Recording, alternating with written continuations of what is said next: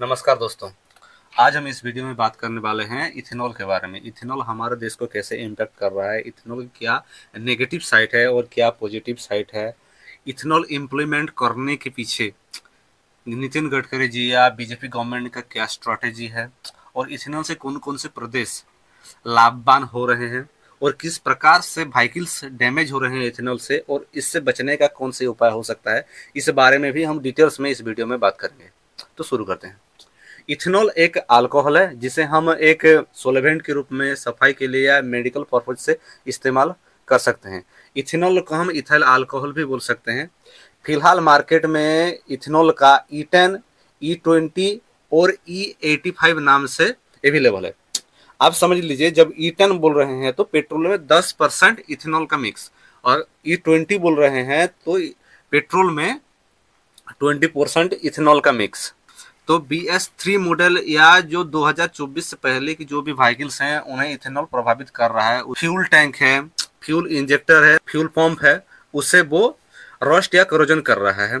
और साथ ही साथ में जो रबर या प्लास्टिक के जो इक्विपमेंट होते हैं जैसे कि इंजेक्टर हो गया, उससे भी वो डैमेज कर रहा है। इसके पीछे क्या कारण है? इथेनॉल एक सोलेवेंट है और सोलेवेंट होने की वजह से जो टैंक में जो डिपोजिट्स जमा होकर रहते हैं उसे डिपोजिट को वो निकालने की कोशिश करता है। जब निकालता है तो वो जाके फिल्टर में या जो इंजेक्टर में है उसे ब्लॉक कर रहे हैं। इसी के चलते इंजेक्टर या फिल्टर खराब हो रहे हैं। तो बात आती है फ्यूल पंप और फ्यूल टैंक कैसे खराब हो रहे हैं। तो देखा जाए तो इथेनॉल एक हाइड्रोस्कोपिक लिक्विड है जो मॉइस्चर को ऑब्जर्व करता है।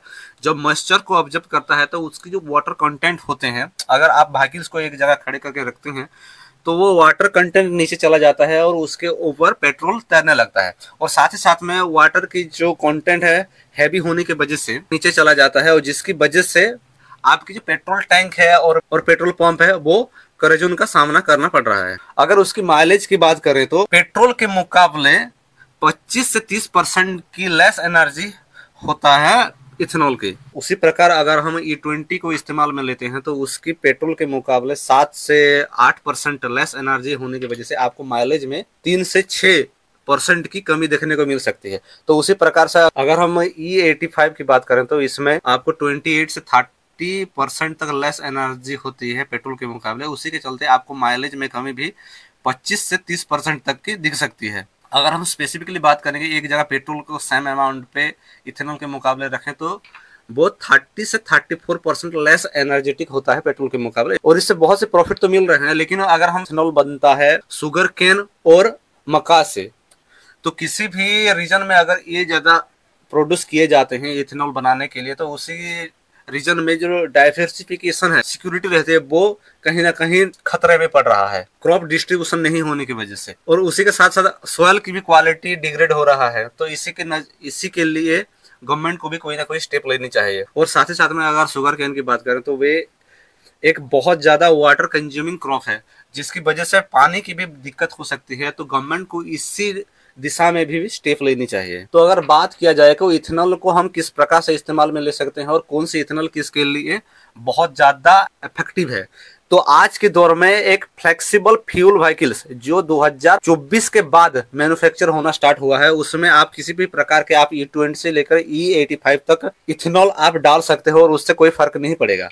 लेकिन अगर आपकी व्हीकल्स 2024 से पहले की व्हीकल्स है तो आपको 100 ऑक्टेन फ्यूल डालनी चाहिए जिसमें 100% पेट्रोल होने की वजह से आपकी व्हीकल्स की डैमेज नहीं होती। तो गवर्नमेंट इतने नुकसान होने के बावजूद भी क्यों इथेनॉल को प्रमोट कर रहा है?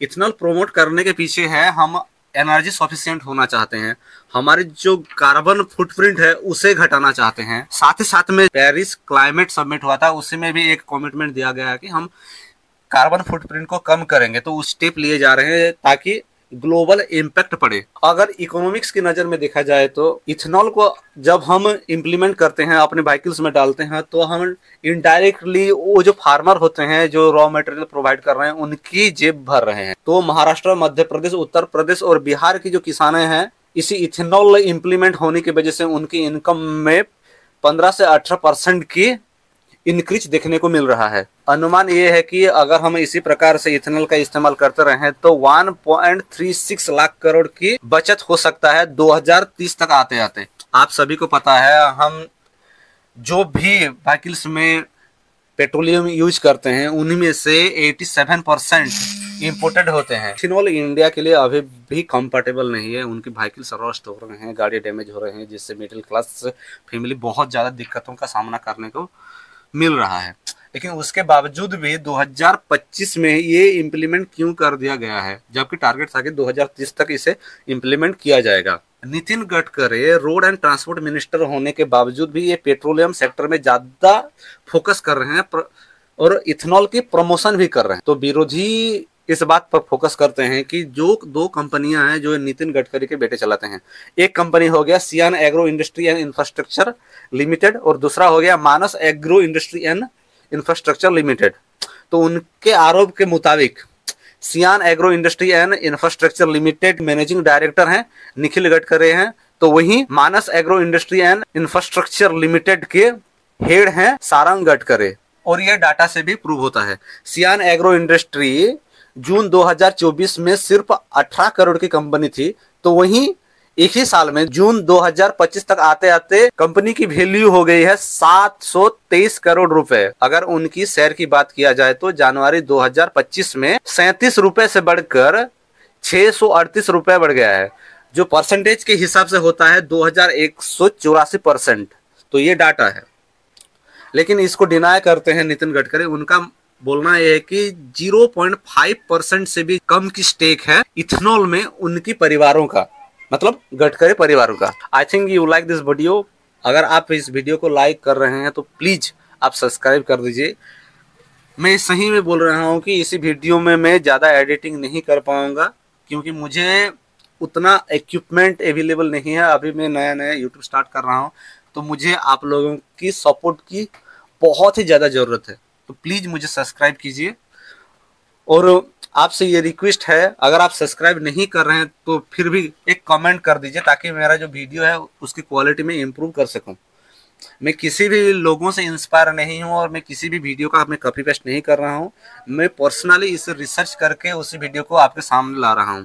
आप लोगों को पता है मेरे वीडियो में आप देख रहे हो कि ज़्यादातर इन्फॉर्मेशन है, मैं ऐसे कहानियाँ नहीं रचता। अगर आपको लाइफ में इम्प्रूवमेंट करना चाहते हो, मैं ये गारंटी नहीं देता कि मैं आपके लाइफ को चेंज कर दूंगा बोल के, लेकिन कुछ तो फर्क ला सकता है मेरे वीडियो में। तो प्लीज मेरे वीडियो को लाइक, सब्सक्राइब और अगर हो सके तो शेयर भी कीजिए, क्योंकि मुझे ग्रोथ की बहुत ज़्यादा नीड है। धन्यवाद।